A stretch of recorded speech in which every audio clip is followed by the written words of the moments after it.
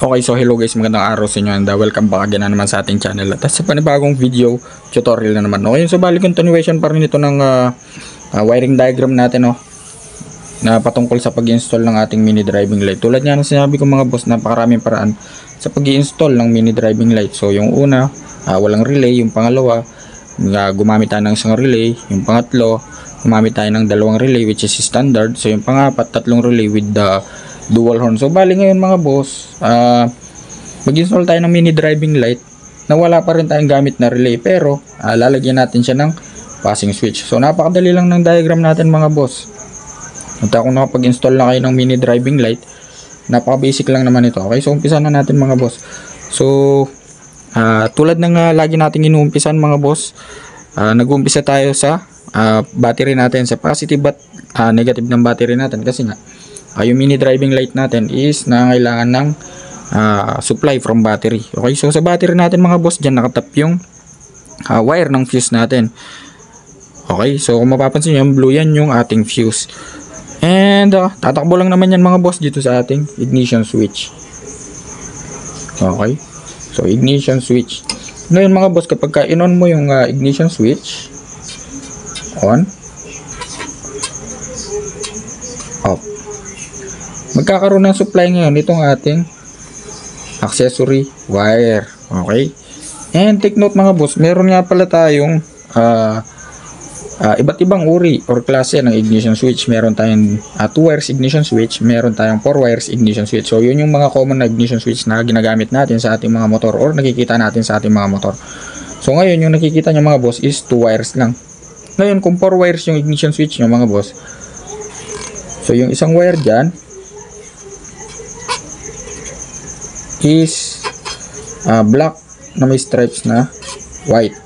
So kulay black na may lining na white, yan mga boss. And yung isa naman is green. So yung green na yan mga boss, pupunta lang naman yan sa ating negative terminal mga boss. Pupunta yan sa ating negative terminal kasi yan yung ground ng ating ignition switch. So kulay niyan is kulay green. Okay, so kulay niyan mga boss is kulay green. So ground lang naman yon, pero hindi natin po focus yung mga yon So dito tayo sa red at saka sa pure black. Okay, so sinali lang natin tong red na to mga boss kasi baka malito kayo at magkamali kayo, dito kayo mag-tap kasi nagtatap tayo sa accessory wire. So since may positive supply tong red natin, live source yan, so baka dito kayo mag-tap at magkamali kayo. So kapag ka nag-tap kayo dyan, hindi siya kontrolado ng ating ignition switch.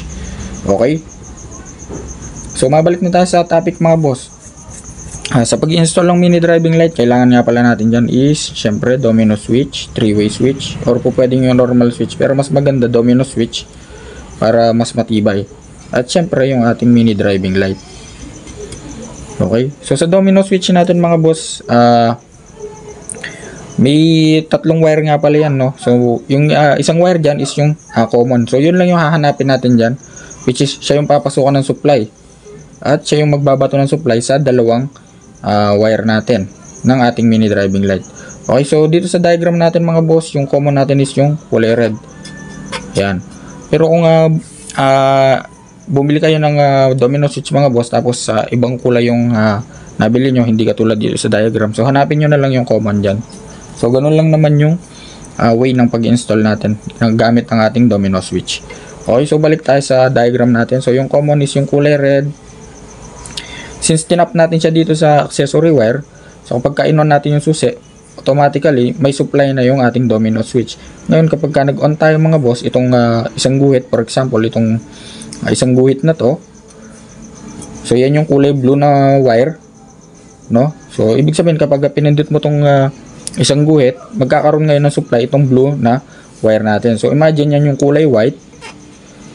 Okay, yan yung white ng ating mini driving light. Then kapag pinindot naman natin itong dalawang guhit, so lilipat lang yung source papunta dito sa may red wire natin, which is itong naging gray.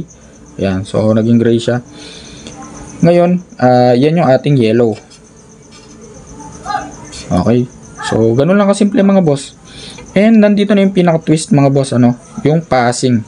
Ayan, so yung passing natin. So marami kasing nagtatanong kung paano mag-install nito. So bili lang kayo ng passing switch mga boss sa mga motorcycle shop or sa mga online na shopping center like Shopee at iba pa. So bili lang kayo, napakamura lang yan. And syempre dugtungan nyo ng wire yan. At itatap natin yan syempre dito sa ating accessory wire. Para kontrolado pa rin siya ng ating ignition switch. So kapag ka-in-off natin ignition switch natin, hindi rin tayo makakapag-passing. Okay, so kapag pinindot naman natin yung passing natin mga boss, nasa sa inyo na yan kung saan nyo tatap. Kung sa white ba or sa yellow. So dito sa diagram natin, nasa white siya. Sa white natin siya nakatap. Ayun. So instant passing na mga boss, meron na kayong passing. Sa napakadaling paraan, napaka-basic lang nito mga boss. Yun, hindi na natin pa pinahirapan, So napaka-basic lang naman. And yung accessory wire nga pala ng for example mga boss, yung motor nyo is Mio. So yung kulay ng accessory wire ng Mio is kulay brown. And sa mga Suzuki naman like Smash, so yung accessory wire ng Smash is kulay orange. So ganoon lang kasimple mga boss. Bali hanggang dito na lang siguro, at sana may natutunan kayo. At kung nagustuhan yung video na to, so please like, share, and subscribe.